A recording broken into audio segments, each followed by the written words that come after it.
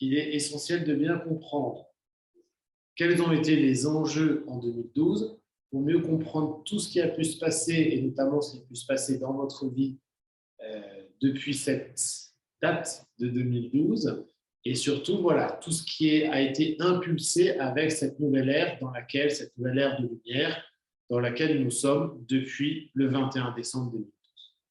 C'est pour cela que c'est important de bien comprendre, sachant que les Mayas n'ont jamais dit que c'était la fin du monde, bien évidemment. Si l'on va dans certains sites sacrés au Mexique, on découvre, on trouve sur certaines stèles qu'il est fait allusion à la date du 21 décembre 2012 dans de nombreux sites sacrés mayas au Mexique, au Guatemala aussi. Donc tout cela était déjà annoncé et connu par les Mayas depuis des siècles et des siècles. Et donc, grâce à leur calendrier sacré maya, les Mayas savaient justement quelles allaient être les énergies pour chaque cycle, avec des cycles plus courts, des cycles longs, voire des cycles très longs. Et le 21 décembre 2012 marquait la fin de plusieurs cycles, avec des cycles justement courts, moyens, longs et très très longs également. Et donc, ça marquait vraiment la fin d'un temps pour l'entrée dans un nouveau temps. Et cette entrée dans ce nouveau temps, dans cette nouvelle ère, dans cette nouvelle époque, marquée par le 21 décembre 2012, avec des alignements au niveau des planètes, des constellations très, très importants, marquait vraiment justement l'entrée dans une nouvelle dynamique, une nouvelle vibration, et qui permettait vraiment comme d'ouvrir en grand les portes pour après avancer et ressentir pleinement ces énergies qui, une fois ces portes grandes ouvertes, toutes ces énergies que nous allions recevoir et qu'avant nous ne pouvions pas recevoir autant, car comme je l'ai partagé avec vous dans une autre vidéo, avant il y avait comme un plafond de verre au niveau énergétique qui fait que seulement certains êtres avaient accès et pouvaient dépasser ces limites pour accéder vraiment aux vibrations les plus élevées. Donc, le 21 décembre 2012 était une date très importante. Il y a eu d'autres dates, bien évidemment, qui l'ont préparé. À chaque fois, vous avez différentes dates qui le préparent, et notamment la date du 12 décembre 2012. Donc, il faut savoir qu'il y a eu deux choses. Il y a eu la date du 12 décembre 2012 qui a été beaucoup moins connue, on va dire, mis à part par les Mayas, bien évidemment, et par les initiés dans les différentes traditions, où il y avait beaucoup de choses à accomplir par rapport à cette période, car en fait, le 12 décembre 2012, c'est la grille énergétique de la Terre qui s'est activée. Nous verrons après dans une autre vidéo. L'idée, c'est toujours une vidéo bien sur une énergie, donc une thématique bien spécifique. Donc, la grille énergétique de la Terre qui s'est activée le 12 décembre 2012. Donc, c'est comme une mise à jour avec justement une nouvelle fréquence en attente de recevoir la fréquence envoyée par le cosmos, qui était celle portée par la date du 21 décembre 2012 dans les calendriers tels qu'on les connaît, en tout cas en Europe ou en Occident. Donc, cette date très importante du 12 décembre 2012, elle concernait une activation au niveau de la Terre elle-même, une activation justement de sa grille énergétique avec une nouvelle grille énergétique qui se mettait en place, donc le 12 décembre 2012. Donc avant, il y avait plusieurs grilles énergétiques qui sont comme des maillages énergétiques, mais ça on en reparlera en détail dans une autre vidéo. Donc c'est comme un maillage avec une grille énergétique notamment féminine, donc avec une énergie féminine, et une autre grille énergétique avec une énergie masculine. Donc, ça faisait deux grilles, il y avait d'autres grilles, bien évidemment, mais deux grilles principales qui expliquaient aussi pourquoi nous étions depuis des siècles et des siècles dans une dynamique aussi de dualité. Sachant que, heureusement, même s'il y avait une grille féminine et une grille masculine, à certains endroits de la planète Terre, dans certains sites sacrés, ces deux grilles se réunissaient, se rejoignaient, donc comme des croisements, qui faisaient qu'il y avait un point d'unité justement et d'harmonie entre l'énergie féminine et l'énergie masculine. C'est pour cela que donc c'est ce qui s'est mis en donc cette grille énergétique a été comme ces deux grilles énergétiques féminines et masculines ont été comme désactivées le 12 décembre 2012 et c'est une autre grille énergétique qui a pris la place, qui est une grille d'unité. Et donc cette grille d'unité, elle n'est plus soit masculine soit féminine, c'est une grille justement d'unité et d'union en fait, d'harmonie, d'osmose entre l'énergie féminine et l'énergie masculine. C'est vraiment, il n'y a plus cette dualité, on est vraiment dans l'unité. C'est pour ça que c'était si important que toute cette énergie soit pleinement activée. Ça, en même temps, au niveau du 12 décembre 2012, pour bien se retrouver dans les dates, du 12 décembre 2012, en même temps, il y a l'énergie de la Kundalini de la Terre-Mère qui s'est totalement déplacée, et en tout cas qui s'est ancrée, mise en place le long de la cordillère des Andes en Amérique du Sud. C'est-à-dire que la Kundalini, donc on parle de la Kundalini à l'intérieur de soi, dans le corps physique, à la base de la colonne vertébrale. Il faut savoir que comme nous avons des chakras, la Terre-Mère, elle aussi, a des chakras aussi. Donc ça, on en reparlera aussi sur les endroits où ils sont placés dans une autre vidéo. Donc voilà, ce sont des questions qui viennent très souvent. Donc soyez tranquilles, on en parlera avec grand plaisir aussi. Donc juste pour expliquer succinctement avant de rentrer en détail dans cette vidéo. Donc, cette énergie de la Kundalini, elle a commencé à se déplacer, elle était dans l'Himalaya. Elle a commencé à se déplacer au niveau des années 1950. Donc, elle a traversé une partie de la surface de la Terre pour se déplacer progressivement jusque le long de la cordillère des Andes. Pourquoi à chaque fois? Parce que l'Himalaya et la cordillère des Andes, si vous regardez les photos satellites, vous voyez vraiment que c'est comme une colonne vertébrale. En fait, c'est la colonne vertébrale de la Terre et donc on passe dans un autre axe au niveau énergétique qui fait que maintenant, l'énergie de la Kundalini, elle s'est mise en place pleinement, alors progressivement, qu'on soit d'accord, elle s'est déplacée progressivement, mais elle était pleinement en place pour le 12 décembre 2012. C'est pour cela que dans certaines traditions, justement, des cérémonies, des pratiques ont été données pour permettre à l'énergie, justement, de bien se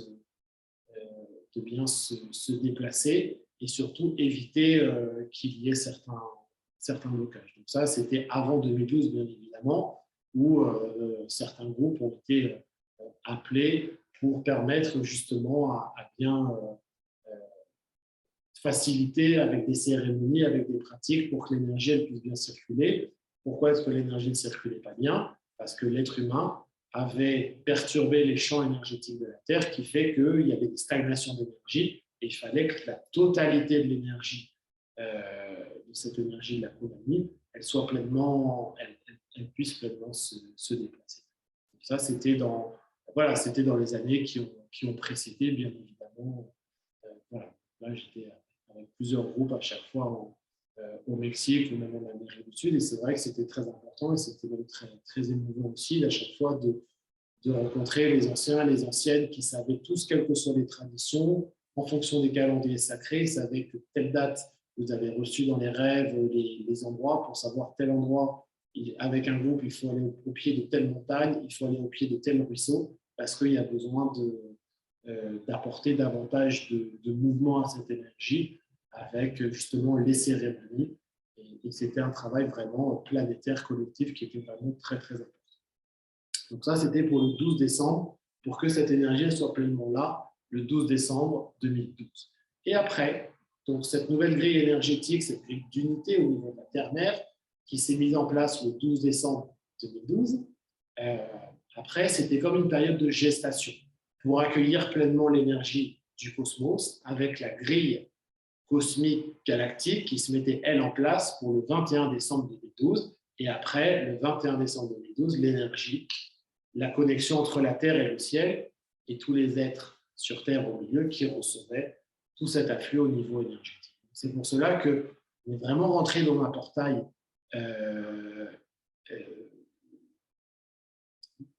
comment on dit là, les mots sont difficiles à exprimer.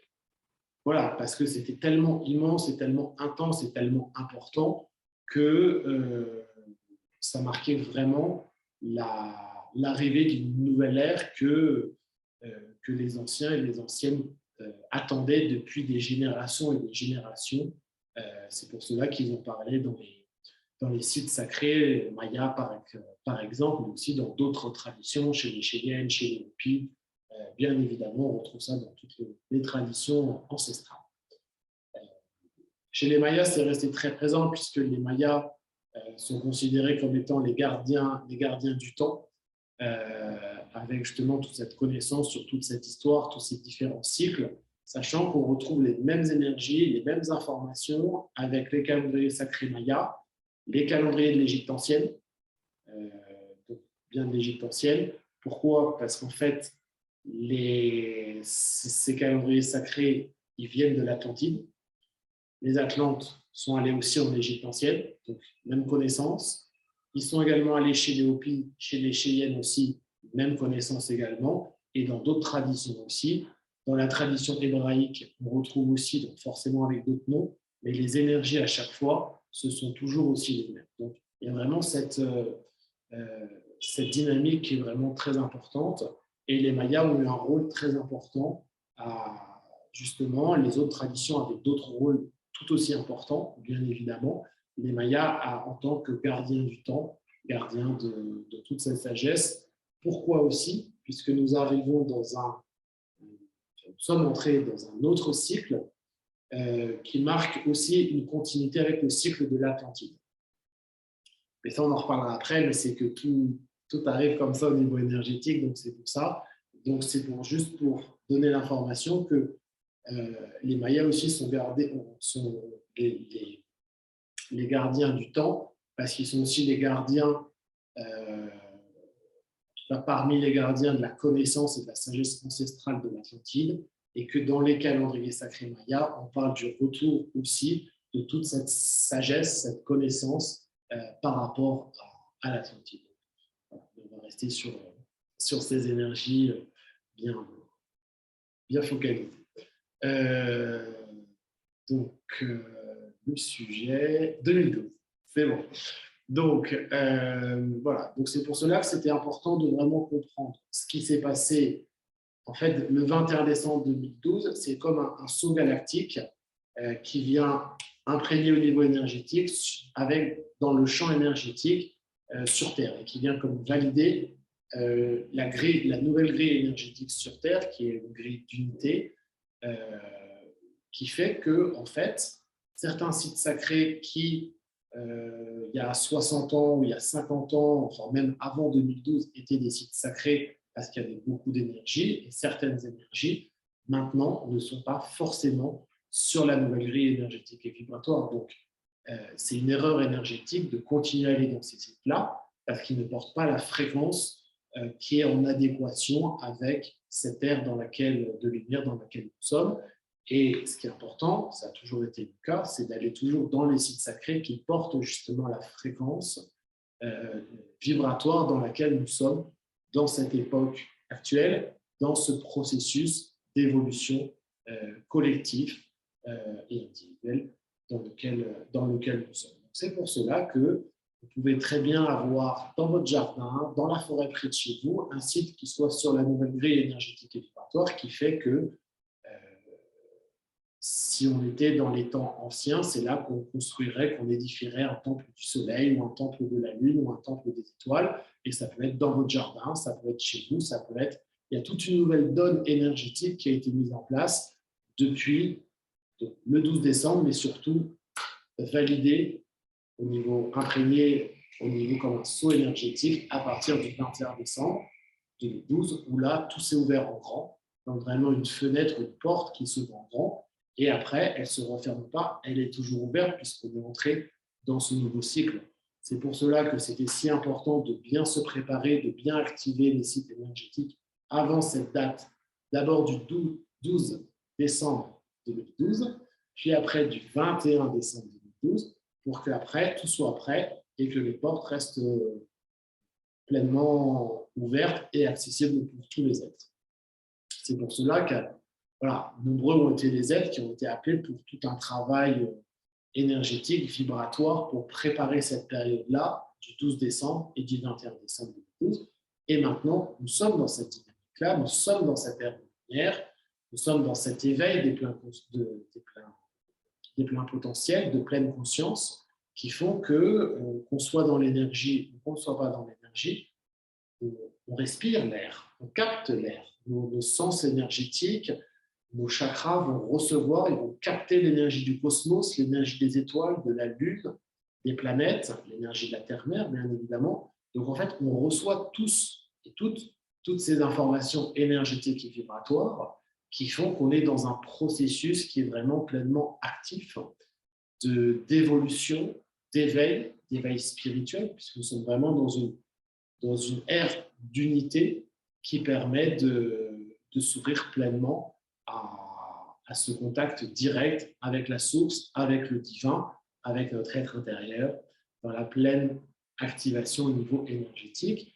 Et l'importance des sites sacrés, s'ils sont sur la nouvelle grille énergétique, bien évidemment, permet justement de se ressourcer, se rappeler au niveau énergétique d'un processus énergétique, d'entrer en fait dans le champ énergétique de cette nouvelle ère, de cette nouvelle conscience, de cet éveil. Et c'est pour cela que les sites sacrés, c'est si important d'aller dans les sites sacrés, que ceux qui sont sur cette nouvelle grille énergétique. C'est important de prendre conscience que les Mayas savaient déjà à l'avance où seraient les alignements énergétiques dans les années, voire même dans les siècles, bien évidemment, à venir. C'est pour cela qu'il y a eu autant de temples qui ont été construits, par exemple, au Yucatan, dans le Mexique,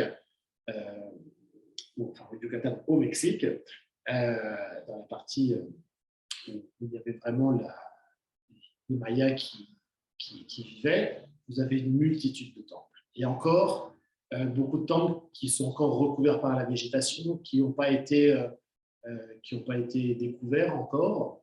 Et en fait, à chaque fois, ils savaient à l'avance où seraient les alignements au niveau énergétique et par rapport à ces différentes grilles énergétiques, qui étaient, on l'a vu, sur des cycles plus courts. Donc là, on était sur un cycle long jusqu'au 21 décembre 2012, mais avant, au temps des Mayas, c'était aussi des cycles plus courts qui étaient activés.